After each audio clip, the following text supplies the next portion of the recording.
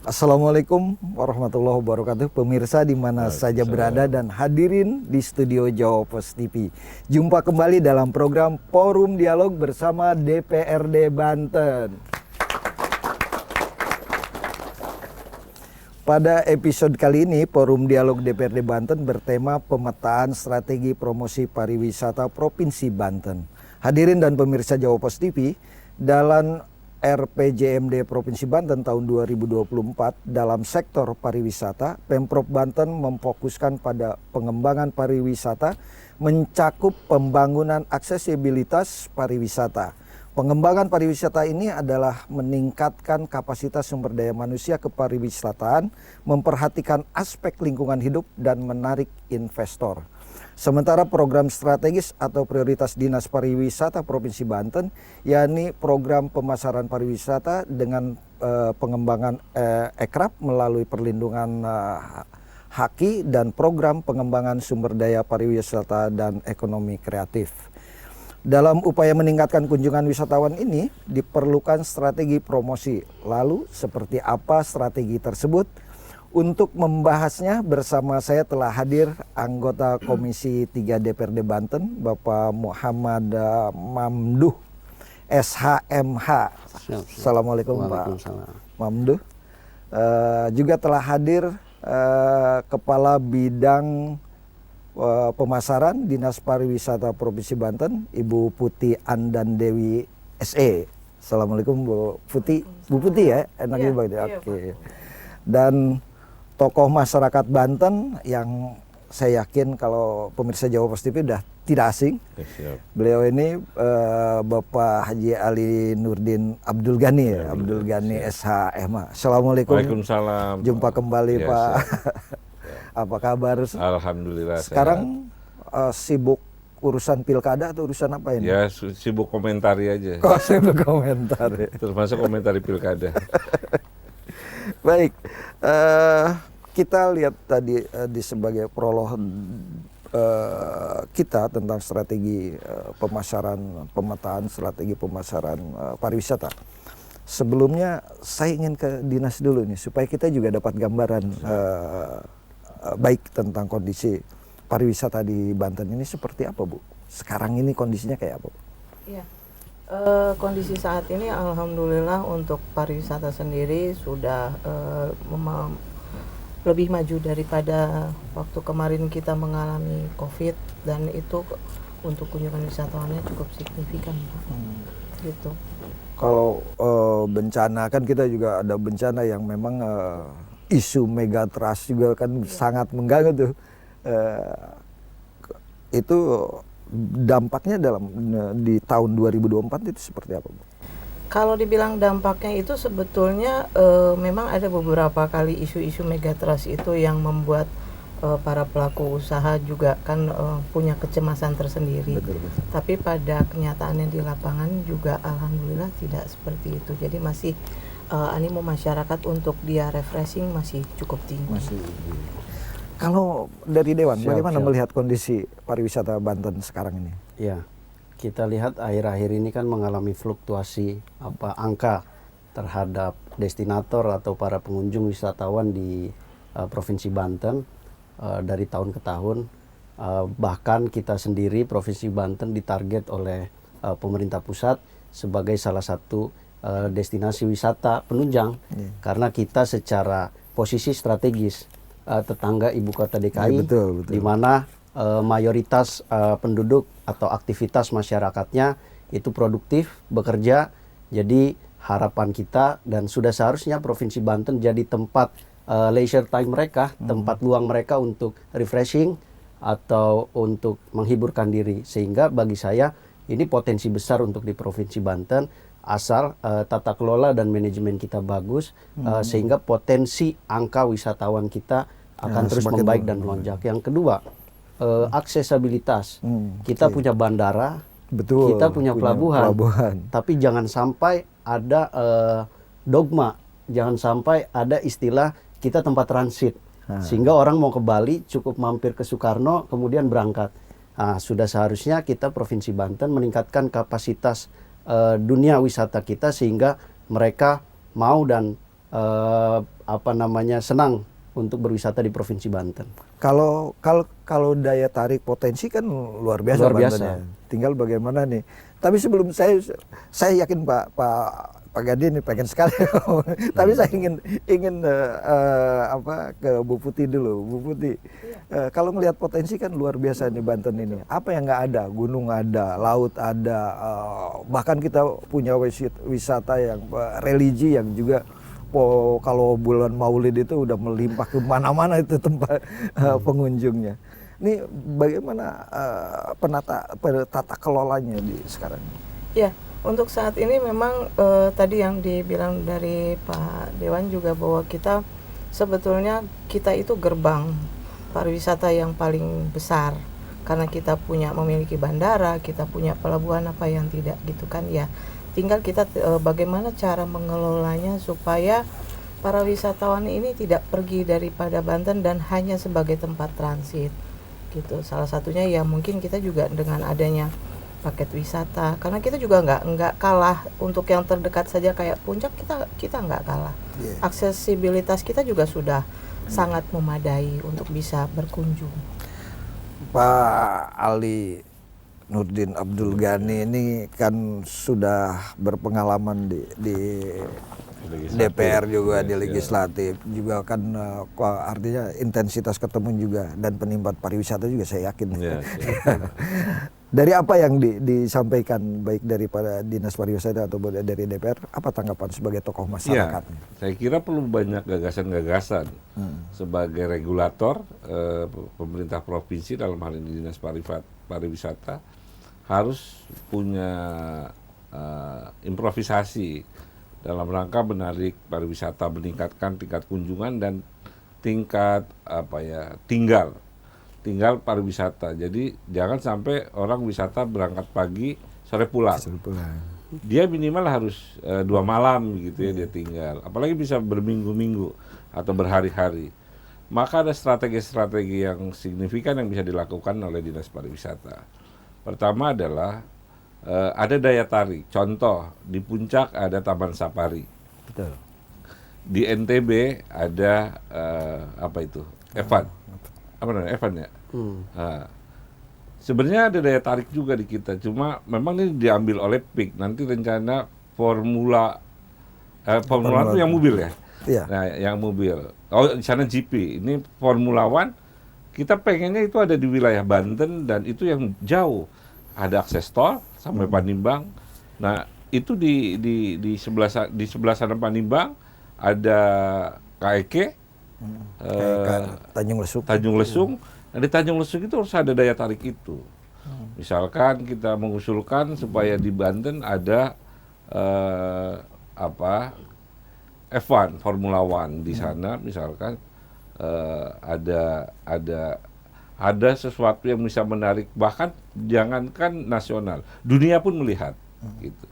Jadi orang misalkan orang Eropa, orang mana-mana kalau mau nyari ke Indonesia, misalkan F1 ada di Indonesia dan itu adalah di Banten. Tapi ini kan sudah diambil sama PIK rencana itu. Walaupun wilayah masih Banten juga, walaupun kontroversi hari ini, tapi wilayahnya di Banten. Cuma maksud kita adalah pengembangan bukan di wilayah utara yang sudah berkembang. Kita ingin selatan. Nah, pengembangan wisata di wilayah selatan. Kalau kan di KEK Tanjung Lesung juga sekarang yang kemarin dibangun juga kan ada buat off-road ya, ada sirkuit kan di sana. Iya, ya kan itu orang tua, maksudnya buat anak muda, buat anak kecil. Jadi itu mainan orang tua. Ya, seluruh umur bisa ikut. Jadi balita, anak-anak gitu ya, kemudian yang di bawah 17 tahun mereka ikut menikmati wisata, bukan sekedar bermain air gitu ya, renang, terus ada rafting, sebenarnya bukan sekedar itu, tapi ada mainan buat anak-anak yang mereka menjadi betah dan lebih lama tinggal long stay-nya itu kan penting, mendorong ekonomi masyarakat nanti dan sebagainya. Artinya ada di sini Bu Putih ada banyak hal yang terkait, ada pihak pengelola destinasi atau pemiliknya, ada juga masyarakatnya, ada juga pihak pemerintah yang menyediakan akses dan juga ikut memasarkan. Pendapatnya Pak? Bahwa memang kita harusnya kita sudah sekarang ini kan ke daerah selatan Pak, karena sekarang masih di daerah Tangerang Raya. Kayak Tangerang Raya itu semakin maju Pak, kayak ada di Bintaro Exchange tuh ada BXC yang tadinya punya DKI, punya SeaWorld, kita punya gitu. Nah memang pengembangan di selatan itu memang harus segera dilaksanakan gitu. Dan kita juga kayak punya ada Eco Park tersendiri dan juga pengembangan daripada geopark kan Pak ya, yang sekarang ada Ada 2 tuh geopark juga yang sudah Bayadom, keputusan, betul, ya, Geopark Bayadom, dan Bayadom satu sama lagi Ujung Kulon. Ujung Kulon. Gitu. Jadi memang harus bekerja sama dengan para ini yang punya owner ini wisata, bagaimana mengemas tempat wisata itu untuk di semua kalangan usia bisa masuk. Gitu. Jadi memang harus banyak daya tarik yang gimana nih gitu, karena semua provinsi punya satu tujuan yang udah jelas kelihatan, yang tadi Pak Ali bilang. Nah ini Banten ini juga harus lebih punya. Artinya sebagai gini identitas. Pak Mamdul, harus ada kebijakan politik juga, betul. baik itu politik dari kebijakan berbentuk regulasi maupun di dukungan anggaran. Seperti apa? Oke. Jadi kita karena kewenangan kita ya 2 itu yang kuat dalam waktu dekat ini, political will kita kaitan dengan regulasi dan formulasi anggaran, kemudian pembentukan Perda. Kita juga sedang mencoba menginisiasi revisi Perda nomor 6 ya Bu kalau nggak salah tahun 2019 tentang induk pembangunan pariwisata. Kita di sana mencoba memformulasikan bagaimana kita membentuk UPT atau unit di tiap-tiap wilayah, khususnya wilayah yang membutuhkan perhatian dari Pemprov Banten. Karena begini, kembali lagi, jadi kita ini menunya sudah ada. Betul. Semua. Kayaknya kita paling lengkap. Lengkap. Gunung ada, laut ada, satwa terlangka di dunia satwa ada. terlangka ada. Hanya saja manajemen terintegrasi yang harus kita lakukan. Manajemen terintegrasi itu tidak bisa kita lakukan dengan cara yang repetition, yang sama, mengulang. Kita harus melihat dengan hadirnya UPT nanti, dia akan melihat physical assessment, Betul. bagaimana infrastruktur di sana ada, sudah memadai atau belum. Kemudian social assessmentnya, masyarakat sana punya daya dukung yang kuat tidak? Sadar pariwisata. Ya, sadar pariwisata, sehingga UPT atau Dinas Pariwisata fokus dan bekerja sesuai dengan unit dan kemampuan wilayahnya masing-masing. Artinya di sini tadi sudah jelas setiap wilayah di Provinsi Banten, baik di selatan maupun di wilayah lainnya, itu punya karakteristik atau menu wisata yang berbeda. Jadi pengelolaannya juga harus terfokuskan. Dengan hadirnya UPT itu, dengan kebijakan kami melalui revisi Perda, mudah-mudahan memberikan dampak dan solusi yang baik untuk wisata di Provinsi Banten. Berarti kan ini tugas Bu Putih luar biasa sebagai orang marketing. Gimana strateginya gimana? Endorsement. Betul. Yang dibilang tadi juga termasuk salah satunya endorsement, dan juga kita menggunakan platform digital yang sekarang ini memang sedang naik daun gitu kan ya. Jadi memang promosi di media sosial juga kita terus galakkan gitu. Jangan banyak cara untuk mempromosikan pariwisata sebetulnya, tinggal bagaimana nanti betul tadi yang dibilang dukungan daripada semua pihak gitu kan ya. Saya rasa itu. Ya, selain dari marketing digital tools ya, yang mesti juga terintegrasi dalam satu wadah, tapi juga kan event juga menjadi penting juga. Sangat. Ya. Dan kita mungkin di mana memetakan pasar kita sebetulnya gitu kan. Jadi masarinya harus keluar tuh Bu. apakah hal itu juga menjadi perhatian? Iya. Kalau kita event-event itu kita sudah beberapa kali kita ikuti juga, termasuk untuk event-event besar yang dilaksanakan semua provinsi mengikuti, kita juga ikut, dan termasuk di dalamnya event-event lokal kita sudah sebetulnya sudah sangat banyak juga gitu. Hanya tinggal kembali lagi tadi bagaimana cara kita dan sosialisasi kita ke masyarakat bahwa ini pada bulan ini ada event yang digalakkan, yang ini kan di masing-masing kabupaten kota. Biasanya kami mencari sumber itu untuk bisa dilaporkan ke kami, dan kita sosialisasikan, kita promosikan event-event yang ada di Provinsi Banten melalui kabupaten kota. Iya.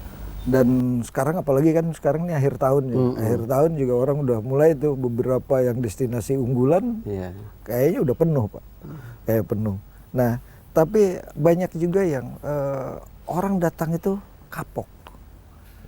Itu. Nah itu gimana tanggapannya? Itu masalahnya, kita perlu treatment sekali lagi. Kami menyarankan, senang berita dari Pak Mamdu bahwa akan merevisi Perda tahun 2019 ya, bahkan akan ada UPT di setiap daerah. Mudah-mudahan nanti UPT di setiap kabupaten kota itu akan lebih mendekatkan.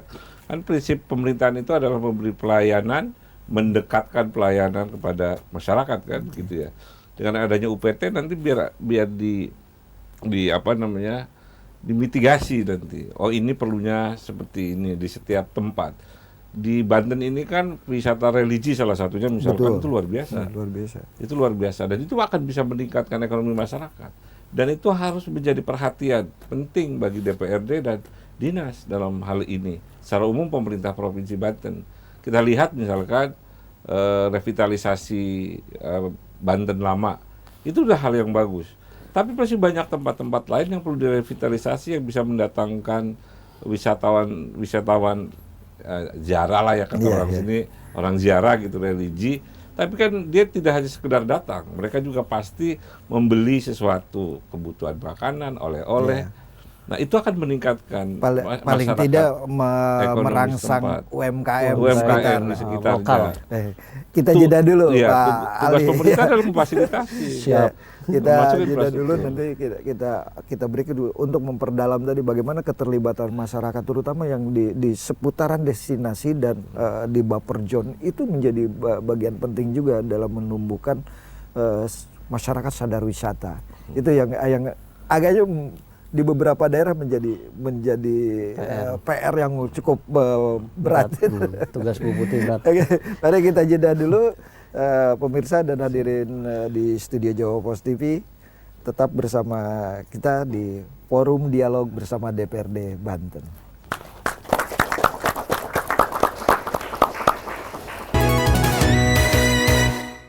Kembali lagi dalam program Forum Dialog bersama DPRD Banten.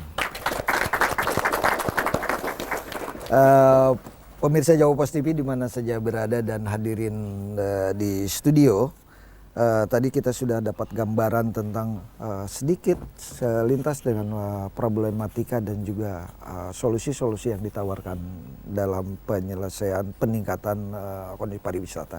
Tapi saya ingin kembali mendalami sebetulnya kondisi destinasi di wisata itu di Banten itu seperti apa, terutama kalau tadi dibilang kan di utara is okay gitu kan, perilakunya, tempatnya udah oke. Nah yang di selatan nih masih perlu perhatian. Seperti apa kondisinya? Iya. Jadi kalau kita melihat bahwa tadi yang dibilang kalau di utara atau yang mengarah kepada kota sudah sangat baik. Bagaimana dengan di selatan? Secara kawasan wisata sebetulnya sudah lebih daripada memadai. Hanya saja mungkin masih perlu diperbaiki daripada tadi yang dibilang infrastrukturnya. Kemudian juga dari cara kita melayani daripada wisatawan itu sendiri itu sangat berdampak gitu. Table manner. Table mannernya memang karena kan iklim masyarakatnya juga jauh berbeda antara di utara, selatan yang mau memasuki wilayah perkotaan dan juga untuk yang di selatan. Nah tugas kita salah satu di Dinas Pariwisata itu adalah salah satunya mengedukasi masyarakat setempat ini bagaimana bisa menerima para wisatawan ini dengan baik dan juga bisa wisatawan ini betah. Jadi memang walaupun sekarang ini kan ada kecenderungan orang-orang bagaimana caranya dalam one day 1 hari bisa berwisata di banyak tempat gitu. Tapi kan kita tidak berharap mereka hanya 1 hari pagi sore pulang gitu kan ya. Kita berharap mereka dia kalau perlu dia long stay dan merasa gue nyaman, saya nyaman refreshing di Banten ini gitu. Nah itu yang harus terus kita edukasi membuat wisatawan itu betah di Banten. Artinya ada masyarakat nih di sini, Pak Ali. Ya, perlu masyarakat juga perlu diedukasi. Yang bertugas mengedukasi adalah pemerintah dan DPRD tentunya. Soal anggarannya ada DPRD. Nah itu penting diedukasi masyarakatnya. Contoh, ada daya tarik misalkan perbandingan misalkan di Jogja, Gunung Merapi. Tapi kan orang datang ke sana tidak hanya melihat gunung. Iya. Ada tantangan lain, fasilitas lain, ada jeep, Jeep, ya, oke. ada hal-hal yang menarik. Negeri di atas awan, kita apa namanya? Negeri di atas awan. Negeri di atas awan kita perbandingannya dengan di Malang misalkan, apa itu? Bromo. Bromo juga ada daya, ada trip adrenalin tersendiri kan, ada jeep di situ. Nah itu membuat daya tarik, dan itu masyarakat loh. Masyarakat terlibat penginapannya gitu ya, penginapan homestay segala macam. Terus ada yang ada tantangan gitu ya, naik jeep. Padahal kotor-kotoran. Kotor-kotoran apa, dan itu ternyata orang seneng kayak begitu. Nah jadi jangan hanya ngelihat awan gitu. Ngelihat awannya kan sebentar. Sebentar ya. Ya orang Pagi-pagi pulang. doang. Harus ada fasilitas lain yang menantang adrenalin orang. Di situ misalkan ada rafting, ada apa dan lain sebagainya. Itu saya bilang fasilitas-fasilitas lain yang mendorong orang untuk datang menikmati segala umur. Contoh di laut, di mana, di Maling Pingsan itu, Sawarna. Sawarna. Oke. Perbandingan Sawarna dengan di Sukabumi, di Pelabuhan Ratu, itu kan jauh jomplang. Iya. Padahal jaraknya juga dekat dari Iya, Sukabumi. perbatasan. Ya kan, hotelnya bagus-bagus di Sukabumi. Di situ nggak ada hotel. Di situ nggak ada. Saya pernah ngirim satu-satunya ada hotel. Ada homestay dan penginapan Iya. gitu loh. Nah, itu perlu, dan kemudian ada sekali lagi fasilitas-fasilitas lain yang membuat orang datang bersama keluarganya. Betul.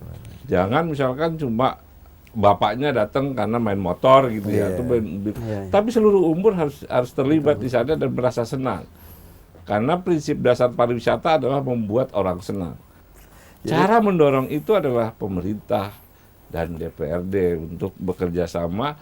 Jangan hanya mengelola yang ada, Oke. tetapi harus membangun inovasi-inovasi baru, mengajak masyarakat terlibat agar orang mau datang ke. Jadi kalau orang mau datang dan mau nyaman itu ada 3 hal tadi kalau Iya. saya tangkap ya. Iya. Pertama ya aksesibilitas, fasilitas dan Daya pelayanan. penunjang lainnya. Nah, daya pelayanan ini kan bukan hanya kalau kita melatih pelaku di destinasinya, itu gampang lah, orang pasti di destinasi berpikir kalau saya pengelola hotel orang ini tidak perform, ya udah Iya, ya tinggal ganti atau tinggal didik. profesional. Tapi kalau masyarakatnya nih Pak Mamdo, gimana nih?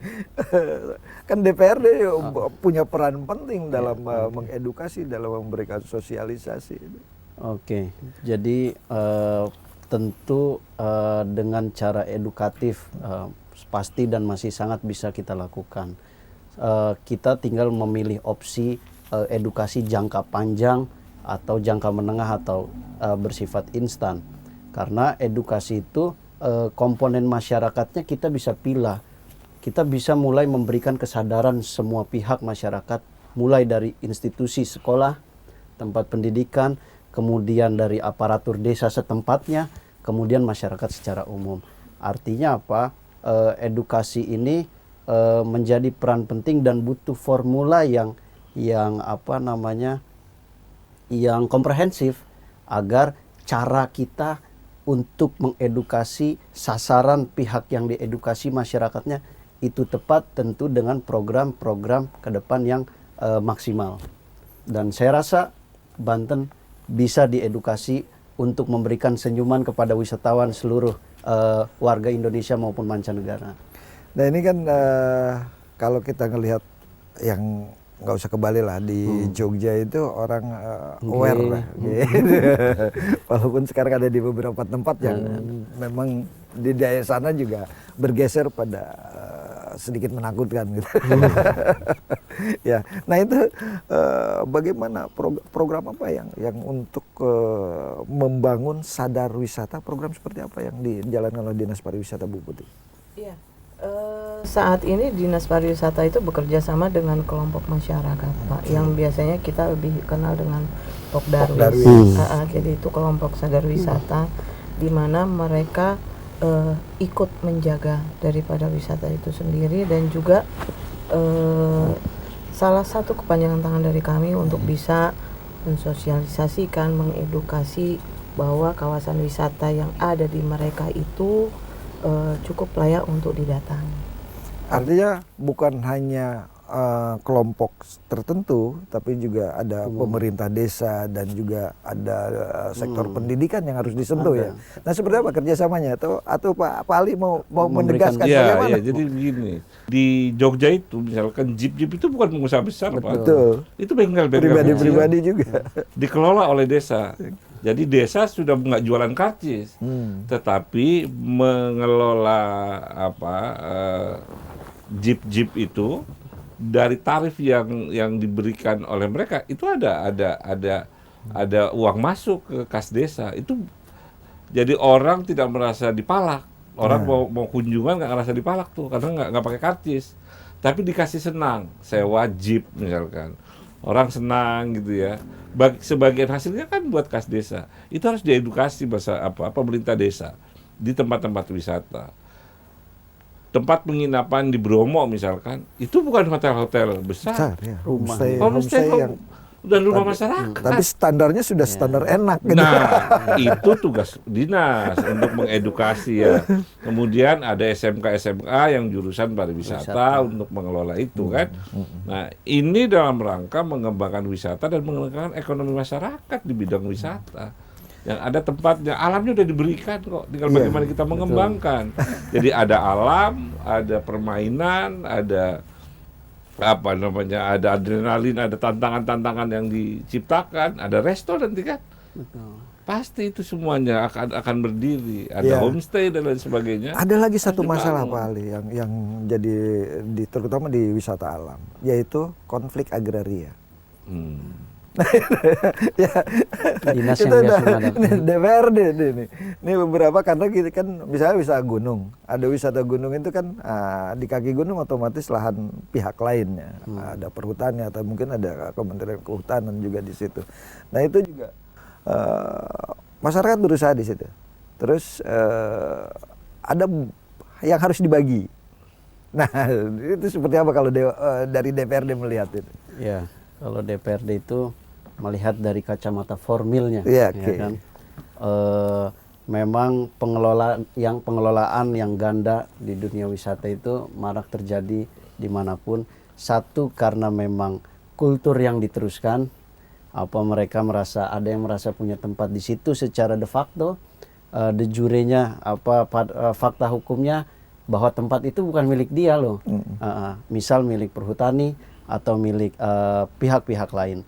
Jadi kalau kami memang dibatasi kewenangan sebagai anggota DPRD itu, kewenangan sebagai mandat rakyat, baik itu memformulasikan secara regulasi di Perda maupun kita sebagai controlling maupun pihak yang menampung aspirasi masyarakat. Semua eksekusinya ada di eksekutif memang, tapi kita juga perangkat pemerintahan daerah dan kita yang terjun langsung di masyarakat, sehingga Dewan sebagai representasi DPRD secara personal maupun institusional sebagai representasi masyarakat di situ perlu dan bisa hadir dan bekerja sama dengan mitra atau OPD, karena kadang-kadang kita itu yang tahu di lapangan Pak, di dapil seperti apa, masyarakat kulturnya, kemudian struktur masyarakatnya seperti apa, sehingga dan saya yakinlah konflik-konflik agraria ini bisa kita selesaikan secara preventif, tidak perlu dengan cara-cara yang represif. Ya, maksud saya ini Bu Putih kaitan dengan Pokdarwis tadi, peran bagaimana peningkatan dari hal-hal seperti itu, karena memang kalau Pokdarwis itu pendapat saya kalau Pokdarwis kita optimalkan menjadi bagian itu. Nah sekarang posisi pengoptimalisasi fungsi dan perannya seperti apa? Kalau sampai saat ini Pokdarwis itu kita mengikutsertakan masyarakat sekitarnya untuk bisa membangun sama-sama. Karena kenapa? Terkadang di tempat itu mereka yang berusaha itu bukan orang sekitar, tapi dari luar. Nah itu yang salah satu yang sebetulnya menjadi kalau buat saya masalah juga. Artinya kenapa tidak diberdayakan masyarakat sekitar lokal gitu kan? Potensi lokal karena mereka yang lebih tahu, mereka yang lebih paham kan gitu. Makanya kami berusaha melibatkan masyarakat sekitar itu untuk bisa sama-sama membangun wisata itu, karena itu dari mereka untuk mereka juga. Ya, soal keterlibatan masyarakat ini kan menjadi hal yang paling penting ya.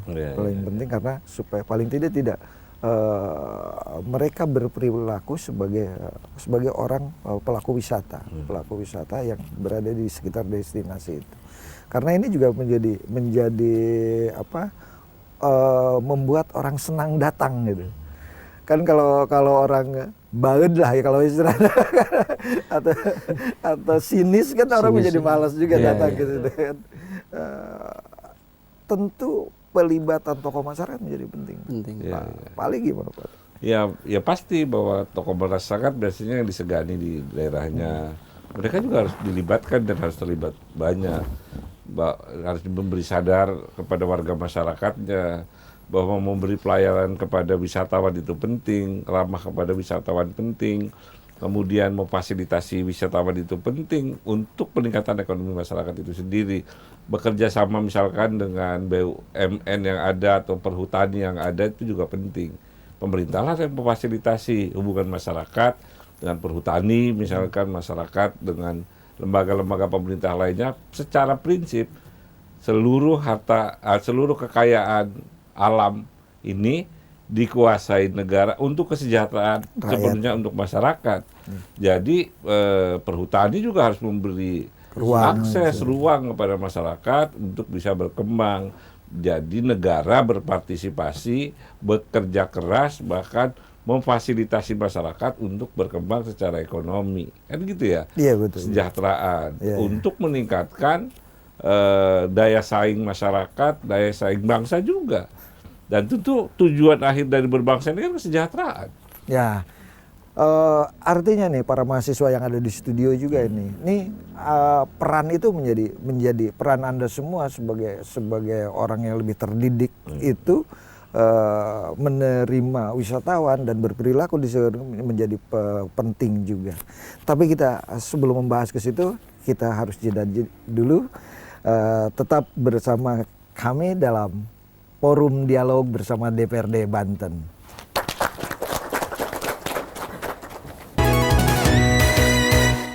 Kembali dalam program Forum Dialog bersama DPRD Banten. Bu Putih, tentu dari sektor pariwisata ini juga akan bisa terukur berapa PAD yang bisa didapat oleh pemerintah dan seberapa banyak bisa mendongkrak ke PDRB lah gitu dari sektor pariwisata itu. Kalau secara data yang pasti saya sampai saat ini kalau saya belum memiliki data itu Pak sebetulnya gitu.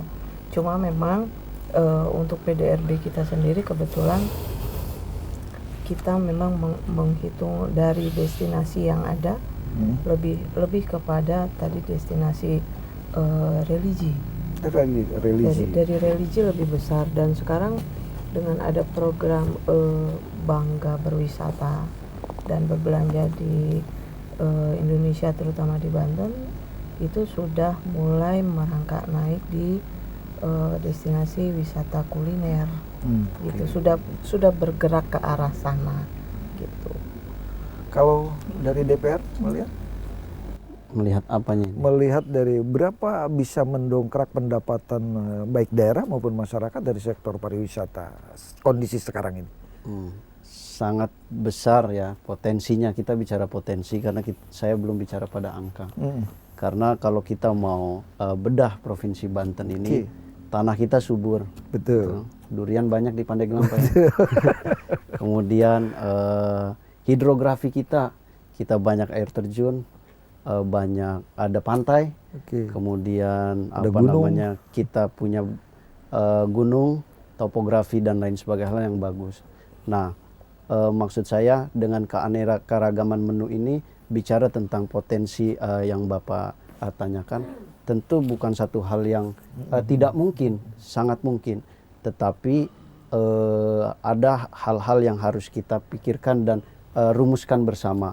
Baik itu tata kelola dan manajemen. Satu hal, sense of place kita terhadap objek wisata misal dengan cenderamata ini kan belum sinergis. Jadi kalau orang mau ke Jogja, dia tahu mau kemana dan pulangnya bawa apa, ya kan? Kalau di Banten itu kita andalannya sate bandeng. Padahal kan ada cenderamata, ada oleh-oleh lain yang bisa kita salurkan. Nah, itu tadi sense of place di setiap wilayah itu harus kita optimalkan. Itulah yang saya bilang tadi yang direspon Pak Ali tentang UPT. UPT itu akan menghadirkan titik fokus pemerintah Provinsi Banten kemana arah atau kiblat wisata di tiap wilayah. Misal kita anggap di Tangerang Raya bicara tentang festival keberagaman sudah tidak ada masalah. Betul. Hadirnya tempat-tempat ibadah yang multikultur itu menjadi satu hal yang diterima dan baik di masyarakat, dan itu juga berpotensi PAD. Misal saya di Dapil Kabupaten Tangerang A, banyak sekali tempat-tempat masyarakat datang untuk berziarah, yang dimana itu berpotensi terhadap dalam tanda kutip PAD kita dan perekonomian masyarakat sekitar. Di sisi lain juga ada wisata religi atau rohani agama lain di kota Tangerang misal. Kalau kita ke sana ingat Kelenteng ya. Kelenteng. Iya, Kelenteng. Kalau mereka datang ke Kelenteng sambil makan, kita yang sebagai umat Muslim melihat keindahan Kelenteng sambil makan di depan Kelenteng itu. Nah, artinya potensi-potensi di Provinsi Banten ini bukan tidak kalah menurut saya, sangat unggul. Tinggal balik lagi manajemen dan tata kelola yang baik. Balik lagi misal di daerah kita di Anyer, Kabupaten Serang, Pandeglang dan Lebak. Jadi kalau Pak Ali mengilustrasikan Jogja, ini mirip keadaan geografisnya dengan di Jogja. Contoh misal antara Gunung Pulau Sari, kemudian ada tempat baru ya Bu, Bukit Waruwangi itu ya, wisata baru ya. Kemudian ada Curug Ciajeng atau Curug Kembar. Itu kan nggak sampai 3-4 jam. Kita bisa nginep di satu tempat, datang ke tempat ini hari ini, besok ke sini, sehingga wisatawan bisa lama untuk berkunjung di Provinsi Banten dalam rentan waktu yang lama. Tinggal itu tadi, fokus tata kelola yang baik dan manajemen yang baik akan menghasilkan destinasi wisata yang dilihat cukup baik. Ya, artinya kan kebijakan tata kelola, Betul. terus keterlibatan masyarakat, Betul. pelaku-pelaku UMKM, ekonomi kreatif menjadi baik. Kalau kita misalnya masuk ke Gunung Karang, kan bisa keluarnya lewat Serang. Betul, bisa mampir makan durian. Ya, banyak hal. Kalau Pak Ali melihat dari pelibatan masyarakat, terutama dalam mengangkat potensi UMKM dan ekonomi kreatif yang memang sekarang menjadi perhatian fokus pemerintah juga dalam mengangkat itu, seperti apa di Banten? Ya kita sih berharap pemerintah lebih besar lagi keterlibatannya. Siap. Jangan kemudian masyarakat jalan sendiri aja. Pemerintah harus terlibat. Misalkan ada yang perlu tempat, fasilitasilah oleh pemerintah melalui pemerintah kabupaten kota atau pemerintah desa. Kabupaten kota kan tidak mesti kabupaten kotanya, kecamatannya misalkan mengelola, menyediakan tempat, kemudian diakseskan ke perbankan. Mereka ketika perlu modal bisa lewat KUR atau lewat BPR yang ada di pemerintah kabupaten kota, atau mungkin juga melalui Bank Banten difasilitasi. Kita ingin masyarakat wisata kita yang terlibat di dalam pariwisata kita, mereka terdidik, mereka kemudian berkembang, kemudian mereka menjadi sejahtera. Mereka kreatif juga. Jadi mereka berpikir menjadi kreatif. Misalkan Dinas Pariwisata Banten mengajak pelaku-pelaku wisata ini datang ke tempat wisata sebagai perbandingan gitu ya. Diajak ke Jogja, diajak ke Malang, diajak kemana. Ini loh yang dilakukan oleh teman-teman di sini. Marketing bersama ke Eropa gitu kan. Iya. Kalau itu levelnya anggota dewan, bukan Jangan pemborosan anggaran. Tapi itu penting juga karena kan banyak juga market kita ada di luar. Betul. Kan tidak semuanya bisa di-cover oleh marketing digital tools. Pembenaran. Anggarannya terbatas, Pak. Ya, Bu ya. Maksud saya kan berarti kan juga itu ada penyadaran, tapi juga ada potensi yang harus dipasarkan. Iya. Nah, pemasaran marketnya, sasarannya, pemetaan strateginya seperti apa? Apakah market kita ada di lokal? Apakah di mancanegara di Provinsi Banten? Untuk saat ini masih di lokal, Pak. Masih lokal. Karena semenjak kemarin COVID itu kita belum boleh ke mancanegara. Jadi kita juga berharap dukungan dari Dewan, Pak. Kita bisa berpromosi ke mancanegara seperti sebelum COVID, Pak. Gitu. Tuh gitu Pak. Siap. Kita Tapi selalu- jangan lupa media harus diajak supaya Iya, terlihat iya, ini iya. kegiatannya. Betul. Gitu. Sama tokoh masyarakat. Sama. itu. Ada masyarakat juga. Karena ini penting. Pentingnya kenapa? Kita ingat tahun-tahun lalu lah Pak Wali ya. Mungkin Dinas Pariwisata juga punya datanya. Para pengunjung kita yang dari Anyer, Carita sampai Tanjung Lesung itu dari Eropa. Eropa banyaknya. Kalau kita jalan-jalan dulu di jalan-jalan di Carita itu banyak bule. Bule. Nah sekarang itu yang ada Asianya yang jorok. Ya. Paham. Ya kan? Nah ini agak ada penurunan dan mereka kurang belanjanya. Kalau Eropa kan belanjanya tinggi, artinya interaksi dan keterlibatan masyarakat menjadi tinggi. Nah kita punya strategi apa untuk itu dulu? Kalau untuk strategi sebetulnya tadi yang kayak Pak Ali bilang Formula 1 itu kita juga di KEK Tanjung Lesung itu beberapa tahun terakhir juga sudah mengadakan sport yang triathlon. Itu banyak dari negara-negara lain juga ikut serta. Gitu. Maraton ya. Triathlon Pak, Triathlon. maraton dengan ini lari sepeda dan gitu ya? sepeda, jadi Sepeda. nyambung semua Pak itu. Nah, itu salah satunya yang baru digalakkan di KEK Tanjung Lesung Pak gitu. Nah memang kalau kembali lagi untuk menarik minat dari wisatawan mancanegara sendiri, kita memang harus membuat salah satu itu tadi Pak, keunikan tersendiri bahwa dan apa sih yang dari mereka itu yang kita bisa adakan di sini. Unik, Betul. spesial, apa namanya USP. Iya, gitu dan Unik, spesial, berkualitas. USB. sangat berkualitas harusnya gitu. Nah, dan itu juga dibarengi dengan tadi daya beli Pak, gitu. Baik dari sisi kita punya pengemasan oleh-oleh apa sih? Ya, Mereka soalnya sambil olahraga berbelanja kan gitu ya. tagline-nya aja exciting. Exciting Banten. Nah, Betul. kan harus sesuatu yang diangkat yang exciting bagi orang melihatnya. Melihatnya. Iya. Nah, artinya keterlibatan bukan lagi-lagi saya ingin memperdalam itu, keterlibatan masyarakat ini menjadi penting karena sekarang ini dalam era digital marketing, tentu marketing yang paling efektif bukan hanya promosi pakai toolsnya kita, tapi juga pakai toolsnya masyarakat. Iya, Toolsnya paham. masyarakat apa? Media sosial Iya. itu. Nah, bagaimana menjalin, menguatkan komunitas itu? Tadi Nah. Pak Dewan dulu. Oke. Jadi kalau kata teman-teman kampus itu digital tourism. Nah, oke. Jadi wisata digital.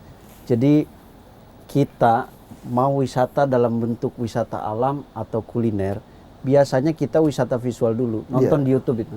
Berselancar. Jadi imajinasi kita udah sampai pas mau ke sana kan. Nah, artinya di situ kan peran masyarakat, baik itu seorang YouTuber yang ahli atau masyarakat yang perlu pemerintah, dalam hal ini kita sebagai pemerintah, perangkat pemerintahan daerah bina. Nah, artinya upaya salah satu untuk meningkatkan statistik tourism di Provinsi Banten dengan cara digital, Digital wisata digital marketing. Karena sekarang saya sebagai seorang wisatawan misal berilustrasi. Jadi mungkin 10 tahun yang lalu kita kalau mau wisata, telepon tour guide dulu, Iya. beli peta kertas, Minta pamflet dulu. iya minta leaflet. pamflet dulu, leaflet, atau nanya yang berpengalaman. Sekarang kita mau kemana? Kita Browsing. browsing, meta search web, ya kan? Wisata terbaik di Banten. Iya. Nah, muncullah di situ. Artinya kemasan itu perlu dilibatkan masyarakat dan masyarakat wajib kita edukasi agar terlibat dalam mempackaging wisata di Banten menjadi lebih baik dengan digital tourism. Yang kedua, misal sekarang mobile check-in. Oke. Jadi sampai guest house pun di Bali itu kita nggak perlu keliling lagi. Dulu kita wisata menyiapkan 1 hari untuk mencari hotel. Sekarang cukup kita nonton YouTube mana guest house yang harganya terjangkau, ada di salah satu mobile marketplace. check-in, marketplace, kita tinggal check-in. Udah selesai dapat hotel, tinggal kita lihat ada apa sih di daerah Banten ini. Oh, ternyata ada teman-teman mahasiswa atau para pemuda yang mampu memasarkan itu nanti. Jadi kita sebagai wisatawan tinggal melihat, oh ya udah kita mau ke sini. Nah, artinya digital tourism itu, adik-adik dan kita semua para pemirsa, perannya bukan hanya bersifat satu arah, tapi kita juga berharap terhadap kapasitas, keahlian dan minat para teman-teman pemirsa dan warga Provinsi Banten agar mengembangkan kemampuan digital dan membantu digital tourism di Provinsi Banten. Oke, kita tahan lagi, kita break sejenak. Pemirsa dan hadirin di studio Jawa Pos TV, tetap bersama kami dalam program Forum Dialog bersama DPRD Banten.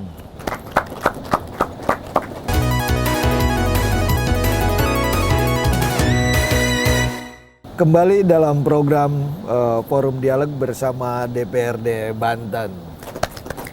Nah, pada segmen kali ini kita mengundang 3 penanya atau 3 orang mahasiswa untuk bertanya kepada 3 narasumber ini. Siapa? 3 orang?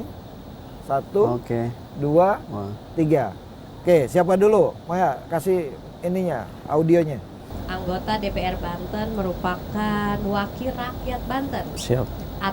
Tapi mengapa masih banyak lokasi wisata di Banten yang tarif mahal atau bahkan masyarakat Banten tidak bisa mengaksesnya atau seperti pantai yang berada di belakang lokasi hotel. Baik Bapak, pertanyaannya sejauh mana upaya anggota DPRD Banten dalam memperjuangkan hak masyarakat Banten dalam meningkatkan wisata Bantennya? Cukup, terima kasih. Baik, Intan dari Universitas Serang Raya. Jadi itu ke DPR. Yang kedua silakan. Ke Pak Dewan tadi. Iya.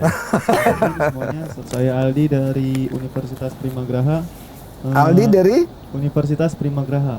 Primagraha. Nah, ada beberapa lokasi wisata yang ternyata kurang mendapat dukungan dari masyarakat, sehingga tempat wisata tersebut sepi seperti tarif parkir dan penjualan makanan yang mahal.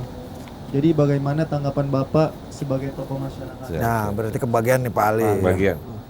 Alhamdulillah. Ya, silakan. Satu lagi. Nah, ini. Bagaimana pembagian tugas provinsi dan kabupaten kota dalam pengelolaan lokasi wisata dan juga pembagian hasil? Oke, berarti itu bagian Bu Putih itu. Ini mau siapa dulu? Mau dari Pak Mamdu dulu. Oke, Bebas, tadi Intan dari Universitas Serang Raya tadi bertanya soal banyak lokasi wisata yang tarifnya mahal. Itu terus kesulitan bagaimana DPRD ikut memperjuangkan hak-hak masyarakat supaya bisa ikut menikmati itu. Parkir aja mahal, Pak. Gitu, kata mereka. Iya. Siap. Ya, silakan Pak. Ya, jadi memang ada bukan tumpang tindih ya, ada pembagian kewenangan antara satu institusi dan institusi lain, satu tingkatan pemerintah dan pemerintahan lain. Dan kita patut sadar juga, kita akui di Anyer itu ada beberapa wilayah yang memang dikelola oleh swasta dan mayoritas dikelola oleh swasta. Nah, yang jadi persoalan tadi dari Intan ya, soal mahalnya biaya masuk dan tarifnya mahal. Ya, bahkan gitu. ada pembatas untuk tidak bisa masuk ke tempat wisata di Anyer. Jadi ada Perpres 51 itu yang membahas tentang garis sepadan kalau nggak salah, sepadan pantai, 100 meter. Sehingga memang seharusnya kabupaten kota setempat membuat perda yang senada, baik itu kalau di Anyer Kabupaten Serang mungkin di pantai lain di Pandeglang, di Lebak itu membuat perda yang senada terhadap Perpres 51 tersebut. Sehingga apa implikasi dari perda itu, kita bisa tahu sejauh mana hotel bisa membangun di bibir pantai, sehingga tidak menghilangkan hak kita nih sebagai pengunjung yang tidak menginap di hotel itu. Kemudian di sisi lain juga soal tarif yang mahal. Tentu saya melihat satu contoh di Magelang, perda wisata itu dia menspesifikasi, ada banyak selain di Magelang, ada di Palangkaraya dan lain sebagainya. Mereka merinci Perda kabupaten kotanya itu merinci tarif, baik itu tarif parkir, tarif biaya masuk ke wisata, sebagai langkah apa? Sebagai langkah preventif dan kepastian hukum. Ya, intervensi Iya, buat jadi intervensi pemerintah dalam hal ini berada di pemerintah kabupaten kota. Dengan cara apa? Dengan membentuk perda yang rigid. Pada prinsipnya kita sebagai salah satu pembentuk peraturan pemerintahan daerah tentu akan terus mengawal dan mencegah terjadinya disparitas harga, ketidakpastian harga yang ada di tempat wisata khususnya di Anyer. Oke, kasih aplaus buat Om Hamdo. Nah, sebelum ke Pak Ali, saya ke Bu Putih dulu. Bu Putih, tadi yang namanya Putri dari Universitas Bina Bangsa. Oke, Provinsi Banten itu ada 8 kabupaten kota, gitu bilang tadi. Bagaimana pembagian tugas provinsi dan kabupaten tentang pengelolaan lokasi destinasi wisata. Ya. Jadi kalau untuk Dan juga pembagian hasilnya, pembagian hasilnya ingat saya. Kalau udah hasil pembagian tuh saya agak lupa. Oke. Berbagi.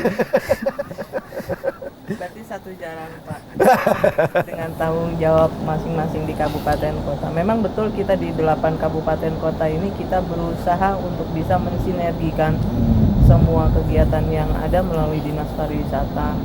Makanya kenapa kita ketika ada satu kegiatan kita minta sama mereka untuk bisa berkolaborasi sama provinsi terkait juga dengan salah satunya adalah kunjungan wisatawan di mana mereka mempunyai tugas fungsinya di 8 kabupaten kota ini melaporkan kepada kami jumlah kunjungan wisatawannya ada berapa di masing-masing kabupaten kota yang kemudian nanti kami olah datanya sebagai dasar kepada BPS itu sendiri.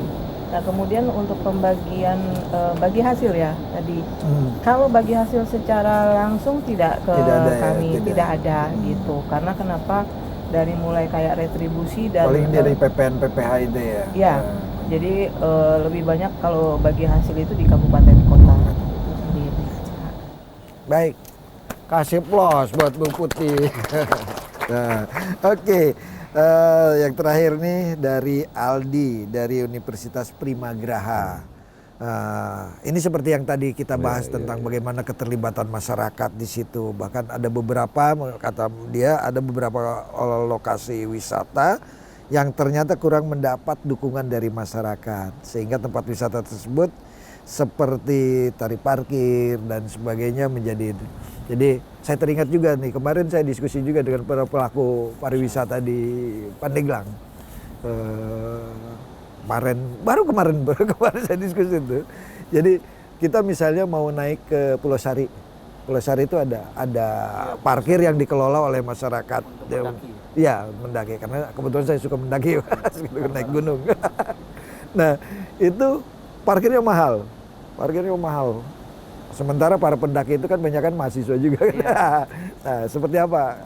Ya, sempat beberapa kita di Banten ini banyak viral. Di Anyer sempat orang makan itu ya, restoran. Wah, makan sampai satu orang kena 400.000 gitu ya, padahal pesanannya cuma apa nah. Itu adalah orang yang berpikir pendek, ya kan. Nah, ini yang seperti ini perlu diberi edukasi yang penting. Mau usaha pendek apa mau usaha panjang kan? Mau cuma makan hari ini atau besok gitu. Apa mau seterusnya. Dan ini ternyata tidak hanya terjadi di Anyer kan, di Jogja sempat ramai kan. Betul. Di Malioboro malah. Wah itu luar biasa kan. Ini artinya saya melihat ini ada oknum. Kalau sudah begini, yang perlu dilakukan adalah penegakan. Ya. Tindakan gitu ya, bukan penegakan, nggak ada aturannya kan. Tindakan dari pemerintah. Kemudian masyarakat juga harus, tokoh-tokoh masyarakat wisata, pariwisata harus memberi penyadaran. Mau hidup lama apa mau sebentar. Ya kan, mau kaya sebentar apa mau kaya lama gitu. Nah, Ini harus diberi kesadaran edukasi dan tentu bersama pemerintah, itu penting. Bersama pemerintah diadakan program-program sadar wisata. Sadar wisata. Sadar wisata itu banyak elemennya. Banyak elemennya tentang menu, kemudian rasa, cita rasa, tempat, penyajian dan lain sebagainya, termasuk adalah tentang harga. Nah, itu penting bersama masyarakat wisata, tokoh-tokoh masyarakat wisata memberikan edukasi dan organisasi-organisasi wisata, ada kan organisasi pariwisata. Itu harus dilakukan secara berkala, jangan kemudian dilakukan secara temporary aja gitu, ada kegiatan. Ada kegiatan. Diadain. Oke, kasih aplaus buat Pak Ali Nurdin. Sekarang Bu Putih. Soalnya nanti puncaknya ada di sini. Silakan, Bu Ya, Putih. saya cukup singkat aja. Ayo kita berwisata di Banten dan kita memajukan produk lokal di Banten sendiri karena Banten itu sangat indah. Exciting Banten, wonderful Indonesia. Silakan. Baik, terima kasih. Jadi menurut saya pariwisata adalah hal yang luas dan berdampak luas terhadap kemajuan masyarakat umum, pemerintah daerah dan halayak orang. Jadi peningkatan ekonomi, peningkatan kesejahteraan tadi kata Pak Ali dalam undang-undang pariwisata, pengentasan kemiskinan atau pengurangan pengangguran, bagaimana kita merawat sumber daya itu ada dalam dunia pariwisata. Sehingga saya mengajak untuk kita semua, baik itu pemerintahan Provinsi Banten dalam hal ini DPRD, Gubernur dan jajarannya, serta masyarakat, para teman-teman mahasiswa, mahasiswi, para pemuda, ayo kita sadar dan berperan aktif dalam dunia pariwisata. Sebab kontribusi kita terhadap pariwisata akan sangat amat penting untuk kemajuan Provinsi Banten dan wisata yang ada di dalamnya. Sekali lagi, ayo kita sadar akan memanfaatkan potensi wisata di Provinsi Banten. Oke, terima kasih. Terima kasih Pak Muhammad Mamduh SHMH, anggota Komisi 3 DPRD Banten, atas sharing ilmu dan sebagainya terhadap kami, terhadap pemirsa Jawa Post TV dan juga teman-teman mahasiswa di sini. Terima kasih Bu Putih Andan Dewi SE, Kabid Pemasaran Dinas Pariwisata Provinsi Banten yang telah bersedia hadir. Juga terima kasih kepada Pak Haji Ali Nurdin Abdul Ghani SHMH, tokoh masyarakat Banten. Pemirsa dan hadirin di studio Jawa Post TV, sektor pariwisata merupakan salah satu sektor andalan yang dapat mendongkrak pendapatan asli daerah dan menggerakkan ekonomi masyarakat baik melalui UMKM maupun ekonomi kreatif. Kolaborasi semua pihak akan menjadikan sektor pariwisata Banten semakin tumbuh dan berkembang. Exciting Banten, wonderful Indonesia. Kita jumpa lagi dalam program Forum Dialog bersama DPRD Banten edisi berikutnya dengan tema yang tentunya tak kalah menarik. Atas nama kerabat kerja yang bertugas, kami undur diri. Sampai jumpa dan wassalam dulur sebanten.